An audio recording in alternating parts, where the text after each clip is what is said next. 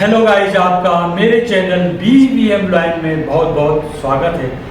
मासिक परीक्षाओं की तैयारी के संबंध में आज हमारे विद्यालय के अध्यापक श्री अनूप सिंह नेगी जी, जो हिंदी के अध्यापक हैं, वो आज अपने विषय के 10 महत्वपूर्ण प्रश्नों के बारे में आपको बताएंगे, उनकी व्याख्या करेंगे। तो आज प्रस्तुत है हिंदी विषय कक्षा 10।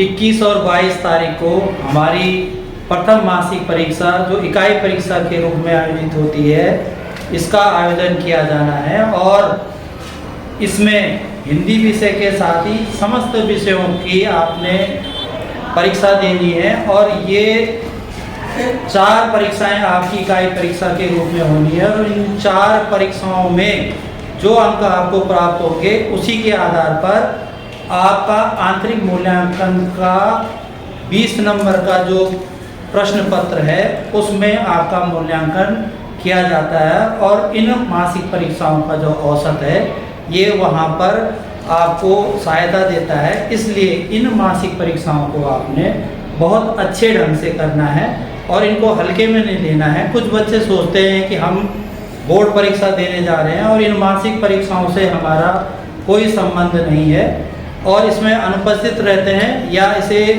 ढंग से नहीं करते हैं, तो ऐसा नहीं है। ये 4 इकाई परीक्षाएं जो आपकी होंगी, इन चारों परीक्षाओं का जो औसत होगा वो आपके आंतरिक मूल्यांकन में जोड़ा जाएगा और उसको आपने बहुत ही गंभीरता से हल करना है।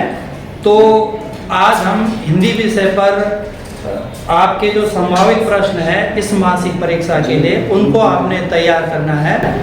संभावित प्रश्नों में पहला प्रश्न है जो नेताजी का चश्मा पाठ से, सेनानी न होते हुए भी चश्मे वाले को लोग कैप्टन क्यों कहते थे। इस प्रश्न को आपने जब आपने पाठ पढ़ा होगा तो ध्यान दिया होगा कि जो वहाँ उस कस्बे के लोग थे वो चश्मे वाले को उलाहना देने के लिए कैप्टन कहते थे। वैसे वास्तव में देखा जाए तो कैप्टन सेना में होता है, लेकिन वो सेना में नहीं थे। अब नेताजी सुभाष चंद्र बोस की मूर्ति पर चश्मा लगाने के कारण लोग उनको उलाहने के रूप में, व्यंग के रूप में कैप्टन कहते थे। दूसरे प्रश्न पर हम आते हैं कि मूर्ति पर सरकंडे का चश्मा क्या उम्मीद जगाता है। तो इस प्रश्न में आपने देखना है कि जब हालदार साहब कस्बे से गुजरते हैं और मूर्ति पर सरकंडे का चश्मा लगा हुआ देखते हैं तो सरकंडे का चश्मा बच्चों के द्वारा लगाया गया होगा और इससे ये उम्मीद जगती है कि जो बच्चे हैं वो अपने देश के महापुरुषों के बारे में सम्मान का भाव रखते हैं और उनके प्रति श्रद्धा रखते हैं और इससे देश के अच्छे भविष्य की उम्मीद हमारे मन में जगती है। तीसरा प्रश्न है कि हालदार साहब इतनी सी बात पर भावुक क्यों हो गए। इस प्रश्न में हालदार साहब जब सरकंडे का चश्मा देखते हैं तो बहुत छोटी सी घटना है, लेकिन इसके पीछे बहुत गहरा भाव है जो ये दिखाता है कि जो छोटे छोटे बच्चे हैं वो अपने देश के लिए, अपने देश के महापुरुषों के लिए सम्मान का भाव रखते हैं और इस छोटी सी घटना से हालदार साहब भावुक होते हैं। और इसमें अगला प्रश्न जो बहुत महत्वपूर्ण है, बोर्ड परीक्षा में भी आता है कि पान वाले का एक रेखा चित्र आपने प्रस्तुत करना है। तो पान वाले के विषय में पाठ में बहुत ही विस्तृत ढंग से बताया है कि पान वाला एक मोटा व्यक्ति है और वो उसका रंग सांवला है और उसके मुंह में हमेशा पान रहता है, उसके दांत लाल हैं और उसका पेट बहुत बड़ा हुआ है। ये सारी बातें आपने वहाँ पर रखनी है। इसके बाद हम आते हैं गद्य खंड में जो पहला पाठ है सूरदास के पद। इसमें पहला प्रश्न है कि गोपियों द्वारा उद्धव को भाग्यवान कहने में क्या व्यंग्य नीत है। इस प्रश्न में आप देखेंगे कि जो पहला पद है उसमें गोपियां उद्धव को भाग्यवान कहती हैं कि उद्धव तुम हो, तुम बड़ भाग्य। ये भाग्यवान कहकर वो प्रशंसा नहीं कर रही है बल्कि वो व्यंग कर रही है, उलाहना दे रही है।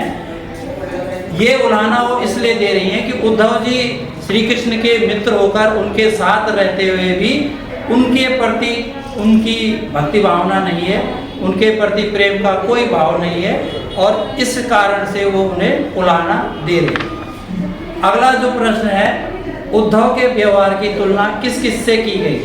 तो जो पहला पद है उसे अब अगर आप ध्यान से पढ़ेंगे तो गोपियों ने उद्धव को कमल के पत्ते की तरह कहा है और तेल से लगा हुआ बर्तन की तरह कहा है, क्योंकि तेल का जो बर्तन होता है जब उसे पानी में डालते हैं या कमल का पत्ता जब पानी में रहता है और जब बाहर निकालते हैं तो वो भीगते नहीं, उन पर एक भी बूंद पानी की नहीं है। इसके बाद अगला प्रश्न, सातवां प्रश्न है कि गोपियों ने उद्धव से योग की शिक्षा कैसे लोगों को देने की बात कही है। इसमें जब हम आते हैं सूरदास के पद में तो गोपियां कहती हैं उद्धव जी से कि ये योग साधना तो ऐसे लोगों को देनी चाहिए जिनका मन चक्री की तरह है, अर्थात जैसे चक्री एक स्थान पे निश्चित नहीं रहती है, चंचल बुद्धि वाले लोगों को योग की शिक्षा की आवश्यकता होती है। प्रश्न नंबर 8 है, कृष्ण के प्रति अपने अनन्य प्रेम को गोपियों ने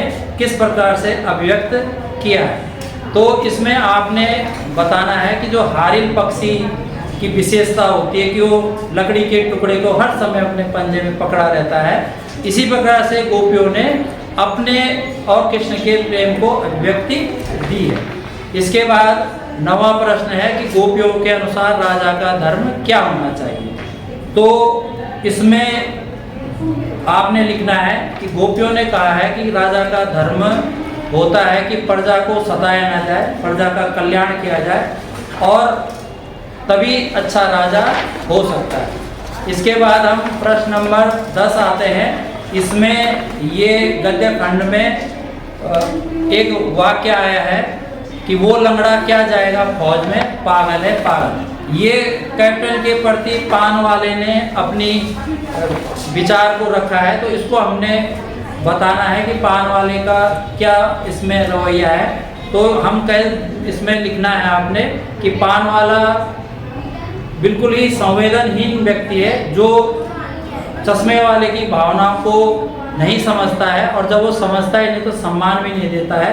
पान वाला जो कि नेताजी सुभाष चंद्र बोस के प्रति इतना सम्मान का भाव रखता है कि अपने नए चश्मे के फ्रेम मूर्ति पर लगाता है, लेकिन वो उसके लिए मजाक का विषय है। तो ये आपने इन प्रश्नों में लिखना है। इन 10 संभावित प्रश्नों को आपने बहुत सुंदर ढंग से तैयार करना है और इनको तैयार करने के बाद निश्चित रूप से इस बार की मासिक परीक्षा में आप अच्छे अंक प्राप्त होंगे। और जो इस बार प्रश्न पत्र आना है वो SCERT के द्वारा प्रश्न पत्र तैयार होकर आएगा, उस प्रश्न पत्र को आपने हल करना है। हम उम्मीद करते हैं कि आप बहुत अच्छा करेंगे। धन्यवाद छात्रों। इसी के साथ में आपने BVM लॉयन YouTube चैनल को सब्सक्राइब करना है और बेल आइकन को दबाकर उसमें होने वाले जितने भी कार्य हैं उनके नोटिफिकेशन को प्राप्त कर इसको अधिक से अधिक शेयर करना है ताकि सबको बहुत अच्छी जानकारी मिल सके।